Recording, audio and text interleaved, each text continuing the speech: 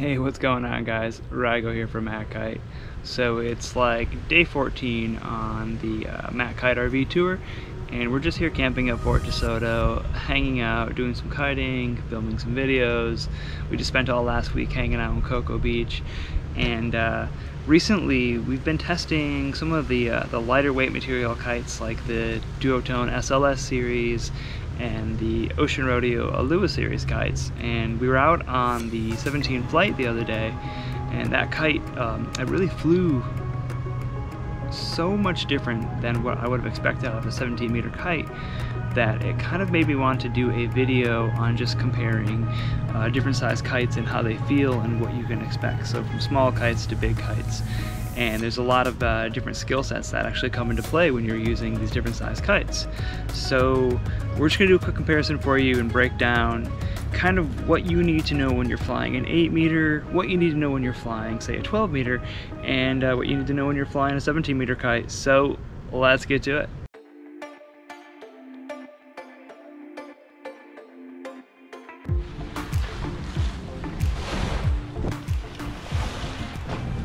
Alright, so we'll start with the small kites. Now, with small kites, the smaller you go, the faster the kite is going to be. And this makes for bigger jumps, usually because you're taking these kites out in stronger wind for one, but as well because they're faster. You can flick the kite and really generate a ton of speed, so that combination of having more powerful winds and a faster kite that you can really send up, you can bring the two forces together of your board speed and your kite speed to generate a massive pop. And then from there, because these kites are smaller, they're more responsive, so you can really loop them and get aggressive and just have some really fun sessions. And because of this, a lot of people don't like to kite on anything smaller than their 10, maybe 9 meter kite, because it is really exciting, and I would be lying if I said that it wasn't the most fun size to fly. Once you get like below that 7 meter mark, it gets pretty intense. Not only are you in really strong winds if you're an average weight rider who's like, say, 170 pounds, but they just get so fast that it's almost hard to control. And one thing you can do is you can experiment with your control bar size. So you can use a smaller control bar and slow down the kite. So a lot of times if I'm on say like a 7 meter and smaller, I like to use the smallest size bar available that brand might carry, so I can really control that kite and keep it under control. And then once I get up to the 10 meter, I usually like to use kind of the mid-range bar, which is usually right around like 20 inches, something like that, 52 centimeters.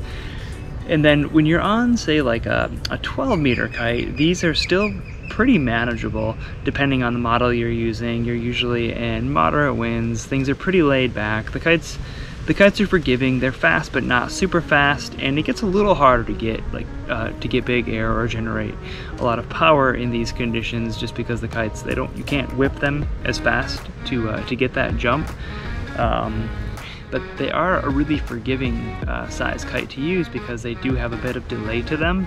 So if you're somebody who's always flying like a 9 or a 10, the first thing you might notice when you get on a 12 meter kite is you have to think maybe just 1 second ahead. So when you send the kite for a jump, you have to really kind of put a lot of energy into whipping and flicking the kite up. And then you have to pull on your front hand a bit earlier to get that redirect so you can get a clean landing and land on a plane riding downwind. The timing is just a bit different than when you're on the small kite. So if you're somebody who's always used to flying 7, 8s, and 9s, you can use a larger bar, like a 20 inch or a 23 inch bar. I think like 57 centimeters, something like that, to speed up that 12 meter and make it a bit more exciting.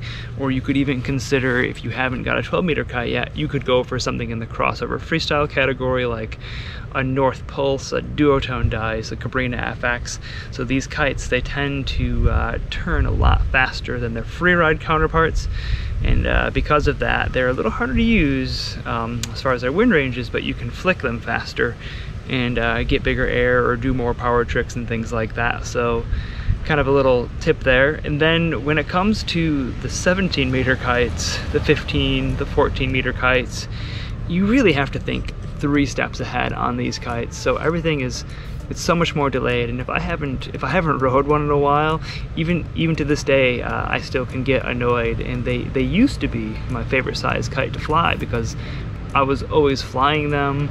It's the most forgiving conditions to learn tricks because the wind is so mellow, the water's usually butter flat when you're out riding on a kite like this, and it can really make for some of the most fun progression sessions.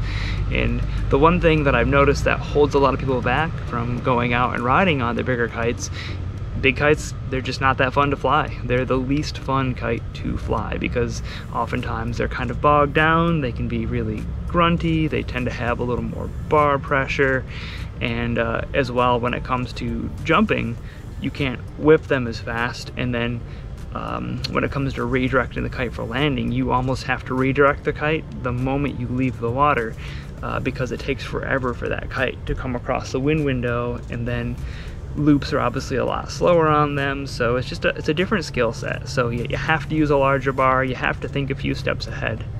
But once you get used to the timing, I would make the argument that light wind kites actually are the most fun kites to use for progression because frankly nothing hurts, everything's super relaxed, you can work on all your tricks. So if you're somebody who's been struggling for a while with your back rolls and your front rolls, or you're just trying to, even if you're a high level rider and you're trying to take like a back to wrap to a back mob or something like that, being on a light wind kite is really nice because the slams don't hurt.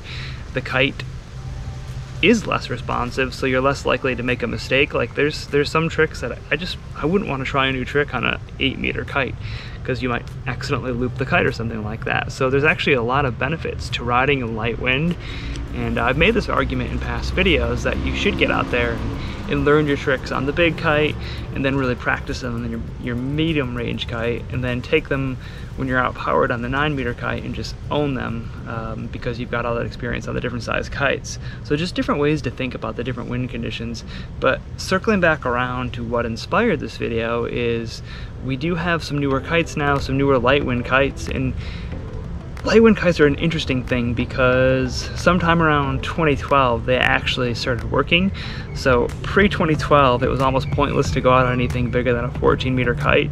They were just worthless. And then we started seeing major improvements in like the contra, the turbine. Those kites actually became practical. They made a big difference. And then obviously around 2016 hydrofoils started getting really popular and just knocked big kites out of the water because of all the things I talked about with them being slower. They're not quite as fun to fly even though they're practical and useful. And what we're seeing now is kind of a resurgence in the light wind kites. So with the Aluula fabric, the Ocean Rodeo Flight, some of the duotone SLS series, having these kites, what's amazing about them is some of these kites, they seem to fly 2 sizes smaller. So we were out on a 17 the other day with the Aluula Flight, and it really felt like a 12-meter kite just in response. The way that it looped instantly and fast, like, I mean, I would have not guessed that I was on a 17-meter kite. And the point that I'm trying to make is 2020 and 2021 is a good year to reconsider light wind kites if you've been that rider who's been avoiding them, and maybe you're an avid hydrofoiler now and you don't have anything bigger than a 12-meter kite. And I would encourage you to get out there and try some of the newer light wind kites, because aside from the fact that there's a myriad of benefits of getting out there and practicing in them, some of these newer kites are actually really exciting and fun to fly, which in my opinion is huge. So just having a kite that's actually responsive and fast that you can kind of do some loops with and flick it faster to generate that speed for bigger jumps, that makes a huge difference for the average rider who just doesn't want to feel bogged down and have a super grunty, slow kite that's really delayed. So if you guys have any questions about riding in the different conditions, just drop a question in the comment box. I'll get back to you, do my best to help you out there. If you have any questions on the different light wind kites and how they feel and what you can consider, I've spent a lot of time now on a lot of different light wind kites. I'm still using the turbine myself. I've spent a lot of time on the Cabrina Contra, and most recently I got my hands on a demo Ocean Rodeo Flight Aluula, and I can say that of all the light wind kites so far, that Flight has been the most responsive and the fastest. I don't know how it performs as far as like an all-around kite or all the other traits of it yet. I just know that it seems to be really good for jumping, really good for hang time. It works surprisingly well in the waves. So I'll be testing that kite for a while and getting a feel for it. But if you guys found this video helpful, please give it a thumbs up. Don't forget to subscribe, and I'll catch you next time.